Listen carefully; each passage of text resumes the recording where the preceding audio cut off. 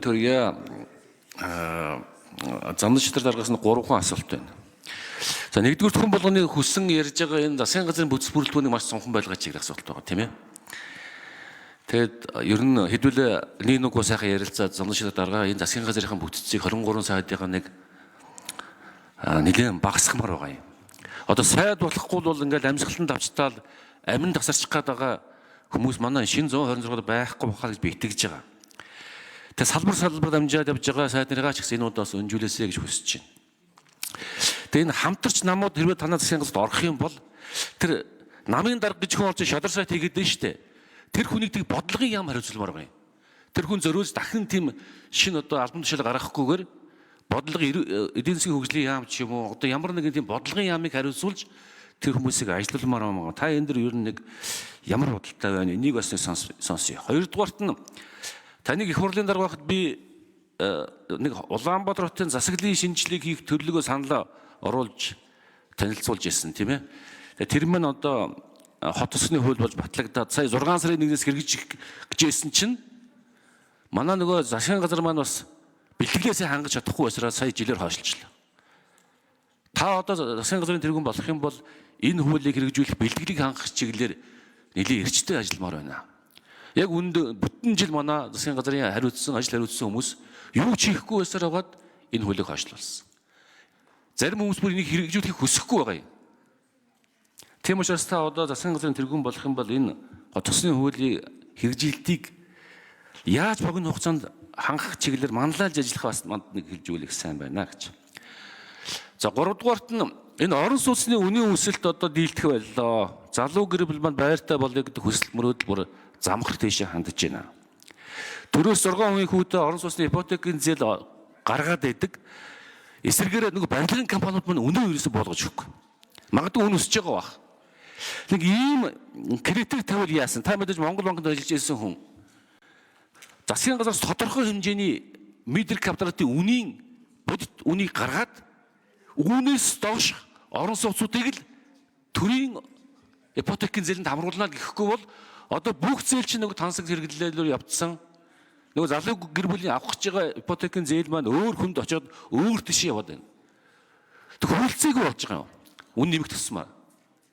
Тэг маш их очир дугаар үүсэж байгаа. Тийм учраас Монгол банктай хэдүүлээ хамтарч ажиллаад 3 сая ч юм уу 4 сая ч юм уу энэс доош л орон сууцуудыг бид нар төрөөс дэмжинэ гэдэг тийм ипотекийн зээлийн хөтөлбөрт тийм оруулал яасан бэ гэж надад одоо бас нэм санал байна. За энэ гуравтаа хариулж өгөөч гэж хүсэж байна. За зандан шидар дарга хариулт өгье. За алдар жавхлан гишүүн маш чухал асуудал өндлөө. Үндсэн хуулийн нэмэлт өөрчлөлтийн нэг чухал хэл бол энэ орон нутгийн удирдлагын тэр дотроо хот тосгоны эрх зүйн байдлын тухай асуудал. Монгол улс маань Улаанбаатар улс болж хувирах гээд хөдөө орон нутгийг маань эзгүрэх гээд ганцхан хоттой улс шиг болоод байсан учраас үндсэн хуулийн нэмэлт өөрчлөлтөөр аймгийн төвүүдийг бүгдийг орон нутгийн чанартай хот болгох, улсын чанартай хотуудыг бий болгох, төвлөрлийг сааруулах үндсэн санааг хийсэн.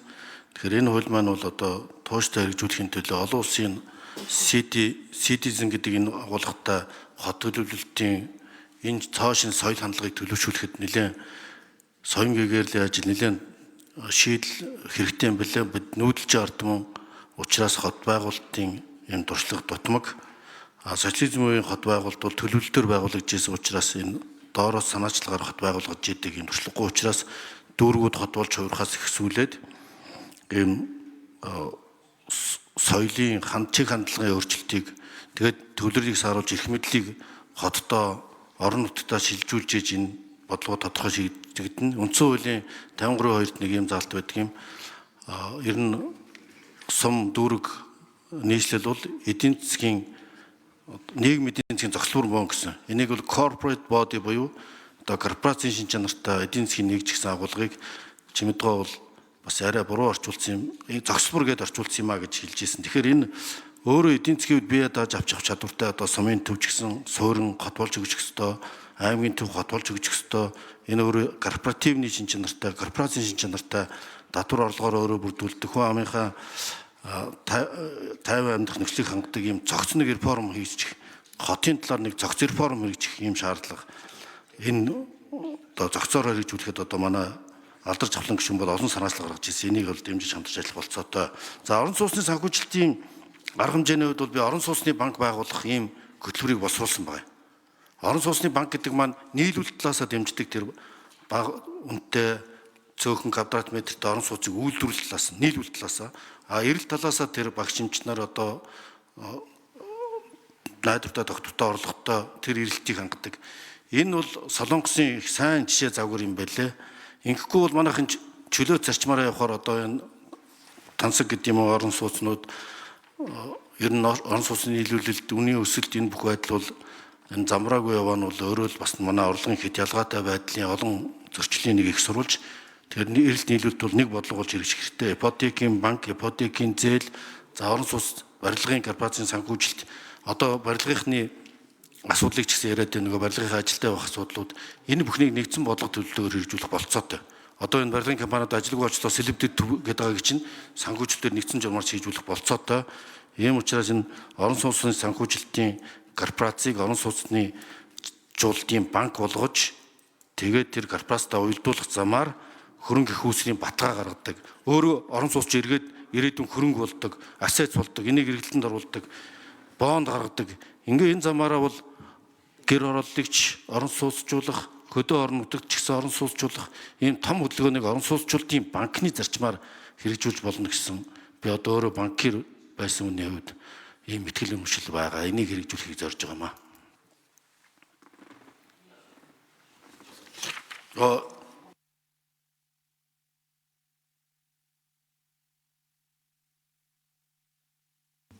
За алдарч авлан гишүүн тодруулж суй.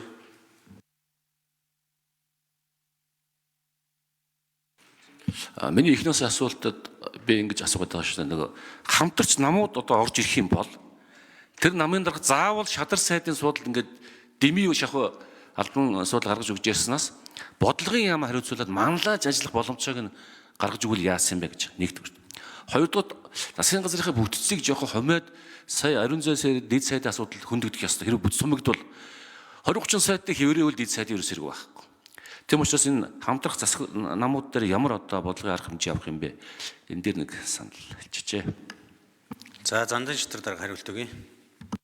Энэ саналыг маш чухал санал гэж бодож байгаа учраас тодорхой хариулсангүй энэ асуудлаар засгийн газар хэрвээ би томилогдох юм бол хариуцлах нэгдүгээр төвчтэй, хоёрдугаар томилогдох юм бол засгийн газрын бүрэлдэхүүний тухай хуулийг оруулж ирэхдээ тодорхой танилцуулъя гэж бодож байна. Тийм зандан шитрэг даргаыг бас их хурлын даргаар ажиллаж байхад нэгдсэн үндэсний байгууллагын хөгжлийн хөтөлбөртэй улсын их хурл төрийн албаны зөвлөлийн хамтарч хийсэн 6 жилийн том судалгаа дүгнэлт бас бэлэн байдаг.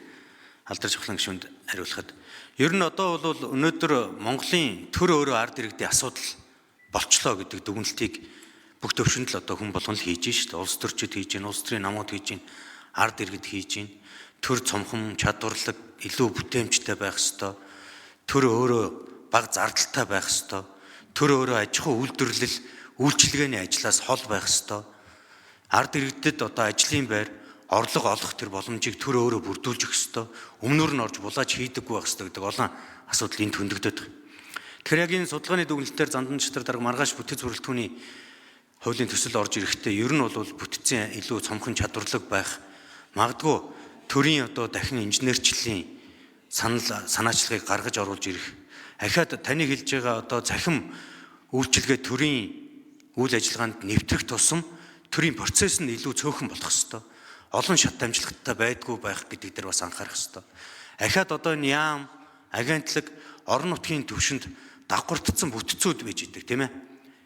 Яаманда бодлогын газар байж идэг, дэрэгд нь тэр бодлогыг хэрэгжүүлдэг агентлаг байж идэг. Нийслэл аймгийн төвшөнд яваад ирэхээр ахаад салбар нэгжүүд гарч ирээд ингээд иргэдэд үйлчлэгээ үзүүлж байгаа энэ төрийн байгууллагуудын давхардал, олон давхардсан процесс гэдэг өөрөө өнөөдөр ард иргэдэд тулгамдсан асуудал болж байна. Тэгээ энэ бүгдийг илүү цогцоор нь шийдэж чадах юм бол төсвийн зардал багасах, татвар төлөгчдийн мөнгийг үргүй шамшигтуулдаг энэ байдал бол эрс багасах боломжтой гэдэг талаас нь харж бас та бүтэц бүрэлдэхүүний хуулийн төслөө өргөн бариараа гэдгийг бас энэ төвшөнд хэлхийг хүсэж байна. За бүрөвжийн ганц зэрэг гишүүн.